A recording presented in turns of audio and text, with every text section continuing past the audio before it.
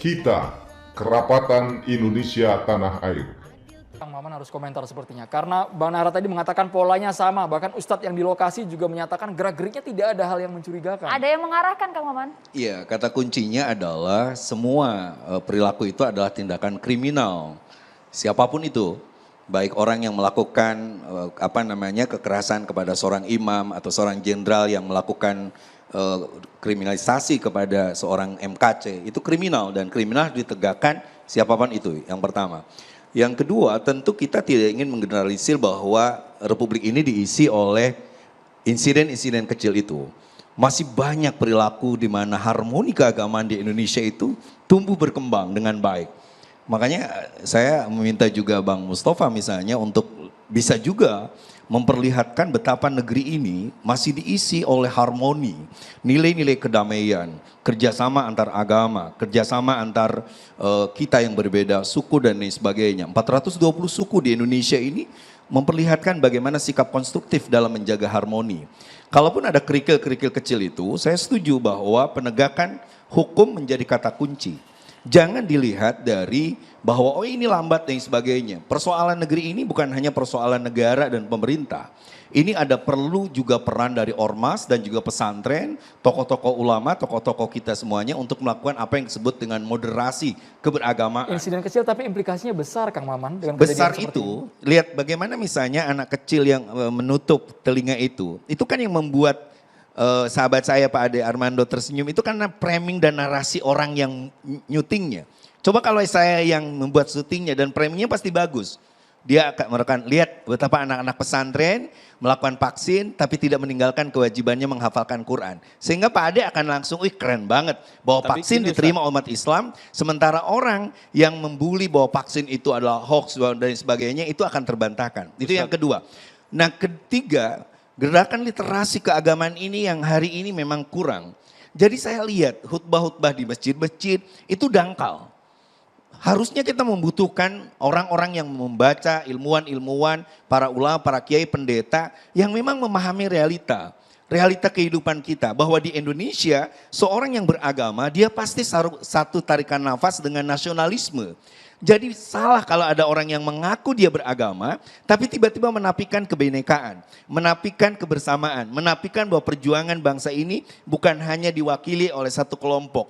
Makanya kalau saya pernah bilang kalau ada seorang yang dia aparat, dia seorang perwira tinggi melakukan kekerasan seperti itu. Pertanyaannya apakah Islam mengajarkan itu? Nah ini yang sebenarnya muncul, kita masih punya NU, kita punya Muhammadiyah. Dan kalau saya rasa para penggiat media seperti Bang Ade, Bang Mustafa menampilkan bagaimana kerjasama-kerjasama yang hari ini terjalin antar masjid, gereja, pura dan lain sebagainya. Maka itu tadi yang ayat Quran yang saya baca, innal hasanat yudhibna sayiat. Semakin banyak konten-konten positif, semakin banyak harmoni yang ditunjukkan di media dan semakin meyakinkan bahwa polisi, aparat harus bersifat profesional. Menurut saya persoalan ini kata tadi Buya katakan persoalan ini akan bisa kita lewati. Ustadz, coba lihat BPIP ya. Kalau kita berbicara soal pemerintah repot kita. BPIP itu kita kadang-kadang sebagai lembaga yang betul-betul ingin mengokohkan Pancasila. Tapi kalau programnya itu adalah mengadu domba, katakanlah saya tanda petik ya, lihat bulan Februari tahun ini. Ngadain lomba, coba cara hormat bendera dalam hukum Islam. Satu, yang kedua, lagu Indonesia Raya menurut hukum Islam. Apa manfaatnya? Oke, pertama kayaknya betul. Bahkan sampai Komisi 8 Pak Zazili itu mengatakan, oh itu bagus lomba itu. Tapi begitu direspon, dikritik oleh masyarakat, berubah tuh BPIP. Nggak ada planning pemerintah itu. Coba kalau di plan. Ini namanya BPIP, Badan sudah membawa nama Pancasila. Kalau mengadakan acara seperti itu kan nggak terhormat namanya. BPIP kok kemudian mengadu domba seperti itu. Apa manfaatnya? Pertanyaan saya sederhana. Kita sering dengan gampang. Sebentar, yang pertama, ini banyak ngomong tadi. Yang kedua, soal kerikil. Mosok imam ditembak mati kerikil. Enggak, ini nyawa. Oleh karena itu saya menuntut kepada aparat, tolong ini bukan kerikil kecil ini kerikil besar, nyawa. Nasib para penceramah, para khotib, ya, tokoh Muslim, Ya, tokoh ormas Islam, nanti dulu. tidak menggeneralisir, Ini seolah-olah aparat- kejiwaan. Enggak, seolah-olah aparat tidak melakukan apapun. Saya bukan pada itu. Saya ingin mengatakan bahwa negeri ini masih memiliki banyak sekali nilai-nilai harmoni. Kita lihat bagaimana misalnya kalau saya ketemu teman-teman di TNI, Polri dan sebagainya. Banyak yang hari ini hafal Quran. Banyak yang hari ini bicara tentang nilai Islam. Tapi satu hal, tidak kehilangan komitmen hubbul watan minal iman. Mencintai tanah air adalah komitmen dari keimanan. Jadi jangan juga sepihak. Kalau ada ustadz yang menebarkan hate speech. Kalau ada orang yang sudah pasti bahwa Pancasila ini adalah bentuk komitmen kita kalimatus sawa. Baik NU Muhammadiyah mengakui, tapi tiba-tiba dianggap sebagai remeh, tidak sesuai Quran hadis. Nah perlulah di sana tampil kita untuk membenahi itu. Setengah menit aja, gini Ustadz. Saya nggak pernah melihat Muhammadiyah itu mengeluarkan surat untuk mencegah, untuk melindungi ulamanya. Baru hari ini. Muhammadiyah mengeluarkan satu surat, Jawa Tengah. Mulai tanggal 22 bulan September, seluruh ulama, penceramah, khotib masjid harus dilindungi oleh Kokam dan Tapak Suci.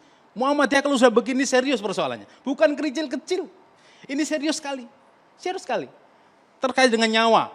Ya, terkait dengan nyawa. Ini sangat serius. Jadi saya menuntut gini. Coba deh. Ini teliti, siapa di belakang ini semua. Jangan ngomong PKI, jangan percaya pada orang gila. Saya tadi ditanya ya, di media sosial, di Twitter. Mas, kalau dia itu dilatih, kenapa ada yang bisa mati korbannya, ada yang cuma dipukul, ada yang cuma ditusuk. Yang dilatih orang gila.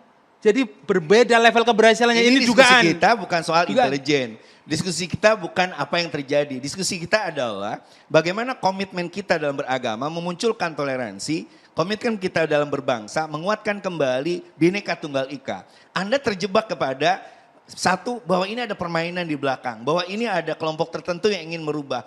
Itu bagiannya bukan pada diskusi ini.